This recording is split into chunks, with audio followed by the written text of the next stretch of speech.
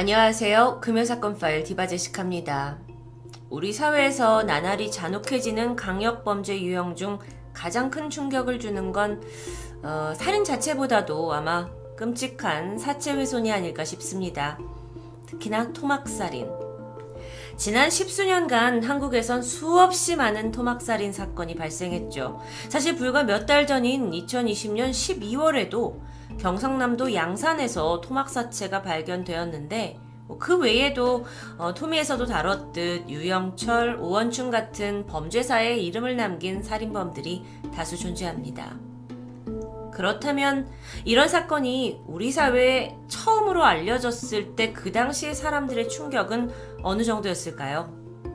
오늘 금요사건 파일은 대한민국 기록 역사상 최초의 토막살인 사건을 이야기해보고자 합니다. 시간은 1965년, 여러분이 다 아시는 춘천시. 춘천시는 그 당시에 춘성군으로 불렸다고 해요. 그리고 막 춘천댐이 만들어진 시기였죠. 그리고 댐과 함께 춘천호라는 인공호수가 만들어집니다. 당시 인근에 살고 있던 마을 여성들은 배를 타고 춘천호에 나가서 수영과 잠수를 하는 게 일상이었다고 하는데, 그러던 같은 해 5월 16일입니다. 평소처럼 춘천호에 놀러간 몇 명의 여성들이 이상한 것을 발견하게 돼요. 묵직한 무언가가 수면 아래에서 물살에 따라 이리저리 흔들리고 있었던 겁니다.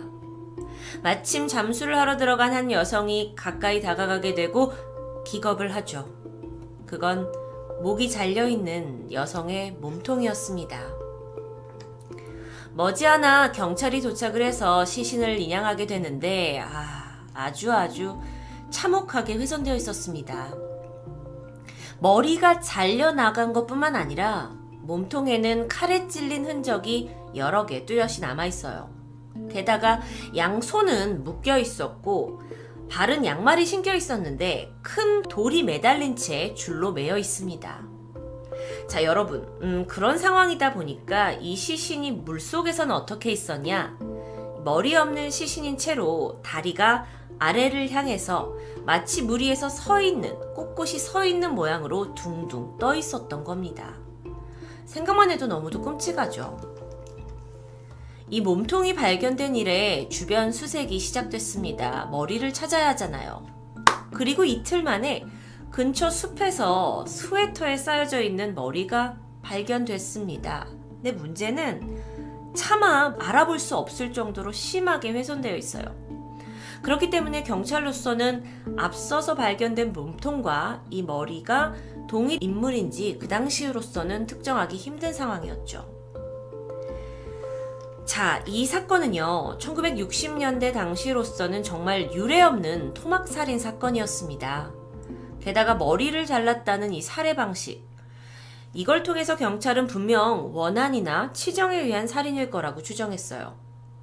근데 워낙 너무도 잔인한 사건이기 때문에 경찰은 처음에 이걸 분명히 대중한테 알리면 너무도 큰 충격을 받을 거다라는 걸 감안해서 미공개로 수사를 진행하게 됐다고 합니다. 하지만 도저히 이 수사의 방향이 제대로 풀리지 않자 결국 공개 수사로 전환을 하게 되는데, 그런 지 6일 만이었습니다. 한 여성이 경찰을 찾아왔는데 40대 여성 이 씨였죠. 그녀가 말하길 자신의 동생이 실종 상태라고 합니다. 그런데 3일 전부터 자꾸 이상한 꿈을 꾼다고 말하죠. 실종된 동생이 호수 안에서 울고 있는 장면을 봤다고 하는데요. 그러다 우연히 춘천호 살인사건을 신문에서 접했고 이게 혹시 동생일지도 모른다는 생각에 경찰에 확인차 찾아왔던 겁니다. 일단 경찰은 그녀에게 시신을 보여주게 돼요. 그리고 이 씨는 그 자리에 털썩 주저앉았죠. 동생에게 자신이 직접 사준 스웨터였습니다. 그러면서 그녀의 신원이 사망한 피해자는 32살이었던 이강순 씨. 평생 춘천에서 태어나고 자란 그녀는 술집에서 접대부로 일하고 있었다고 합니다. 어쨌든 경찰은 가장 중요한 단서를 얻었어요. 그래서 이걸 시작으로 그녀가 과거에 일했던 곳을 중심으로 탐문 조사를 펼치게 되는데 사실 그 살해된 방식에 의해서 원한이나 치정에 의한 살인을 추정했었잖아요. 그래서 그 주변 인물을 살피다가 알고 보니 강순 씨가 동거남 그리고 전 남편과의 관계가 특히나 좋지 않았다는 사실을 알아내게 되죠. 이후 경찰은 이 두 사람을 유력한 용의자로 지목하고 수사를 벌입니다. 근데 문제는 결정적인 증거는 없는 상황이에요. 하지만 두 사람 다 그 시간대에 뭘 하고 있었는지 정확한 알리바이도 되지 못하는 상황입니다. 자백이 쉽지 않았겠죠. 그래서 경찰은 60년대의 사건이잖아요. 그 당시에 암묵적으로 공공연하게 진행됐던 고문을 동반한 아주 강도 높은 악질 수사를 하게 되죠. 결국에는 이 두 사람 다 범인이 아니었어요. 이 사건은 토막살인이라는 것도 오명이지만 또 다른 피해자를 남긴 셈이 되었죠. 그런데 그러던 중 아주 예상치도 못한 곳에서 실마리가 잡히게 됩니다. 이 경찰들이 주민들과 사건에 대해서 이야기를 나누던 중 피해자 이 씨에 대한 새로운 소식을 듣게 된 겁니다. 그 이야기에 따르면 시신이 발견되기 4개월 전쯤 1월 말이었는데요. 이 씨가 이웃 사람들한테 남편이 시골에 가고 없다. 그러니 이삿짐 옮기는 것 좀 도와달라 라고 말하고 다녔다고 합니다. 평범한 이야기 같기도 했는데 경찰로서는 그녀가 어디로 이동을 했을지 자그마한 단서라도 아주 절실한 시점이었어요. 그래서 이 주변에 이 씨의 이삿날 그녀를 도와준 사람이 있는지 조사했고 그 결과 놀라운 정황이 드러납니다. 이 씨가 이사를 하던 1965년 1월 27일 밤이었어요. 그녀는 이 춘천 춘성군 사북면 지암리에 있는 자택에서 혼자 이삿짐을 싸고 있었는데요. 새로 갈 곳은 약 8km 정도 떨어진 용산리에 있는 김모 씨의 집이었습니다. 그녀는 사실 김 씨한테 이삿짐을 좀 같이 날라달라라고 부탁했지만 거절당했고요. 혼자 힘겹게 짐을 옮기게 됐죠. 엎친 데 덮친 격으로 이날은 춘천호 일대에 눈이 많이 내리게 되면서 밤길이 유난히 어둡고 차가웠습니다. 그렇게 30대 여성이 혼자 짐을 지고 8km를 걸어가던 중 당연히 금방 지쳐버리죠. 그리고 이때 우연히 길에서 빈 지게를 지고 걸어가던 한 남자와 마주칩니다. 그가 도움을 주게 됐고 얼마간 함께 짐을 날랐지만 날씨가 갑작스럽게 눈보라가 몰아치는 바람에 또다시 혼자 남게 돼요. 날씨가 너무 이제 상황이 좋지 않다 보니까 더 이상의 이동조차 불가능한 상황이었죠. 결국 그녀는 이사를 하던 중 눈보라를 피해서 춘천호 어귀에 있는 자그마한 주막 안으로 들어갑니다. 이 주막이 문제예요. 이곳은 목수로 일하고 있던 40대 남성 임동익이 운영하던 곳이었습니다. 주막은 이제 단순한 가게뿐만 아니라 가족들과 함께 생활하는 공간과 있었다고 해요. 그러니까 같이 있었던 거죠. 그런데 마침 그날 그의 아내와 딸이 조카의 결혼식에 참석하느라고 집을 비웠던 날입니다. 혼자 주막을 지키고 있던 거예요. 임동익은 문을 열고 주막으로 들어오는 이 씨에게 어쩐지 한눈에 반한 것 같습니다. 추운데 들어오시라고. 두 사람은 추위를 녹이면서 함께 술을 마시기 시작했고요. 이 씨는 눈 때문에 제대로 갈 수 없다 싶어서 이 주막에서 하룻밤 머무르기로 하죠. 그날 두 사람은 상당량의 막걸리를 마셨습니다. 그리고 잠을 자기 시작하죠.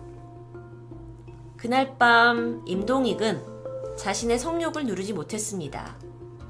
이 씨가 잠든 틈을 타서 그녀에게 다가가서 덮치려고 시도를 했는데 놀란 이 씨도 격렬하게 저항했어요. 뺨을 때리고 칼을 가져와서 죽여버리겠다고 협박했죠. 어떻게든 그 상황을 벗어나려 했습니다. 하지만 남성이고 어떻게든 대항하기에는 역부족이었을 거예요. 그런 엎치락 덮치락하는 상황 속에서 임동익은 자신의 욕망과 화를 주체하지 못하고는 이 씨에게 이불을 덮어 씌워요. 그러니까 시야가 가려지잖아요. 그리고는 그녀가 들고 있던 칼을 뺐습니다. 이후에 그녀를 주막 밖으로 질질 끌고 나오죠. 임동익은 헛간에 갔어요. 그리고 낫을 꺼내서 허리춤에 메고는 이 씨를 어디론가 끌고 가기 시작합니다. 뭔가 이건 심상치 않다라는 생각에 이 씨가 살려달라고 애원을 했지만 임동익은 들은 채도 하지 않았다고 합니다. 아까 오늘의 날씨에 대해서 말씀을 드렸는데요. 그날 춘천호는 아주 추운 날씨로 꽁꽁 얼어 있었고 그 위로 눈이 소복이 덮여 있었습니다. 임동익은 주막에서부터 이 얼어있는 춘천호까지 이 씨를 끌고 갔고요. 거기서 그녀가 이제 무슨 일이 일어날 것 같으니까 마지막 발악으로 크게 소리를 치게 되자 그 자리에서 바로 이 씨의 목을 조르기 시작합니다. 버티던 그녀가 얼마 후에 숨이 끊어졌고 이제는 끝인 줄 알았지만 임동익의 악행은 여기서 멈추지 않았죠. 먼저 그는 아까 챙겨온 낫으로 얼어있는 호수를 깨부수기 시작합니다. 그리고 이 하얀 눈 위에서 이 씨의 신체 일부를 자르게 돼요. 심지어 음부까지 도려내서 물속에 내던져 버렸죠. 그리고는 시신에 특히나 발에 무거운 돌을 매달아서 차가운 호수에 그대로 던졌습니다. 자신의 눈으로 시신이 물에 완전히 잠기는 것을 확인한 후에야 그곳을 뜨게 되는데 하나 남은 게 있습니다. 그녀의 머리. 이 잘라낸 머리는 아까 이 씨가 입고 있던 스웨터에 감쌌고요. 좀 더 걸어가서 숲에다가 유기하게 되죠. 자신이 끔찍한 범행, 그 토막을 저지른 호수를 다시 바라봤습니다. 그런데 이미 거센 눈보라 속에 핏자국은 사라져 버렸습니다. 그는 사실 젊었을 적에 전투에 참가한 경력이 있다고 해요. 그래서 흉기를 잘 다루는 사람이었죠. 어쩌면 그렇기 때문에 처음 본 여성을 그래 무참하게 살해하고 토막 처리했는지도 모릅니다. 그렇게 모든 걸 마무리하고 돌아온 임동익은 아까 범행에 사용한 낫을 물에 씻어요. 근데 이게 생각보다 핏자국이 쉽게 사라지지 않았죠. 그러자 부엌 불에다가 낫을 녹여서 고철로 만들었다고 전해지고요. 이걸 며칠 후에 엿장수에게 팔아버리면서 증거를 완전히 인멸하게 되죠. 그렇다 하더라도 이 씨가 주막에 방문했기 때문에 뭔가 소지품이 남아있지 않았을까요? 이거 역시 모두 걷어서 장에 내다 팔게 됩니다. 곧 가족들이 들어 닥칠 테니까요. 그렇게 그는 완전한 범죄를 꿈꾸고 있었습니다. 이 씨를 살해한 후 거의 2달 동안 임동익은 이 사건 현장이 훤히 내다보이는 주막에 계속 머물렀습니다. 그런데 점점 날씨가 따뜻해지는 봄이 오죠. 그럼 호수가 녹을 텐데요. 시신이 발견될 수도 있다는 불안감에 시달렸고요. 결국 그는 주막을 황급히 정리하고 다른 마을로 이사를 가게 돼요. 그러다 5월 16일 드디어 시신이 발견됐던 겁니다. 얼마 후에 신원이 확인되었고 그녀의 행적을 쫓던 경찰에게 드디어 임동익은 덜미를 잡히게 되는데 처음에 잡혔을 때는 무슨 소리냐 나는 모르는 일이다 하면서 범행을 완강히 부인했습니다. 하지만 경찰의 강도 높은 신문 끝에 결국 모든 범행 사실을 실토하게 되는데 추후에 왜 그런 범죄를 저질렀냐라고 동기를 묻는 질문에 그는 이렇게 대답했습니다. 달려드는 호랑이를 사자가 물어치운 것 뿐이죠. 네? 이게 무슨 말도 안 되는 소리죠? 임동익, 그는 살인, 시체 유기 혐의로 사형이 선고됩니다. 그 당시에 언론이 이 사건을 처음으로 보도할 때 우리나라 역사상 최초로 토막살인이라는 용어를 사용했습니다. 그때가 시작이었던 거죠. 그래서 이 당시의 사람들은 이 사건 이래로 뭔가 극한 분노를 표현할 때 야씨! 너 내가 토막내 죽여버린다! 라는 말을 서슴없이 내뱉기 시작했다고 합니다. 임동익은 대중에게 해방 이후의 최악의 살인자로 불렸고요.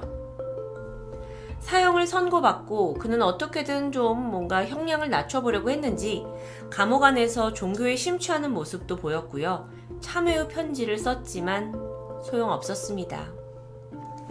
그는 3년 후 1968년 4월 23일 서울구치소에서 사형이 집행됐습니다.